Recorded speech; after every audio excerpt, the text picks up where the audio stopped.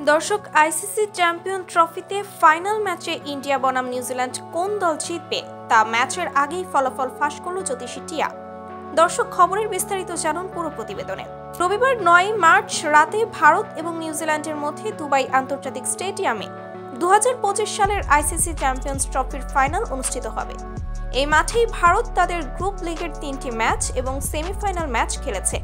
তবে ফাইনাল ম্যাচটি কিন্তু নতুন পিচে খেলা হবে না, বরং আগের 4টি ম্যাচ ভারত যে পিচে খেলেছিল তার মধ্যে একটি পিচ ফাইনালে ব্যবহার করা হবে।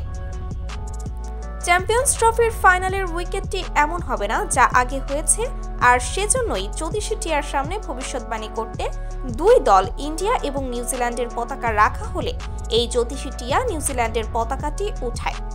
এছাড়াও জ্যোতিষী টিয়া বলেন, এই ফাইনাল ম্যাচে চরম হতাশায় হারবে ইন্ডিয়া, তার কারণ পিচ পরিবর্তনে ইন্ডিয়া ভালো সুবিধা করতে পারবে না। আর অন্যদিকে নিউজিল্যান্ড ব্যাটে বলে অবিশ্বাস্য পারফর্ম করে হেসে খেলেই চ্যাম্পিয়ন হবে। তো দর্শক, আপনাদের কাছে কি মতামত এই জ্যোতিষী টিয়ার ভবিষ্যৎবাণীতে তা জানিয়ে দিন আমাদের ভিডিওর কমেন্ট বক্সে। ধন্যবাদ।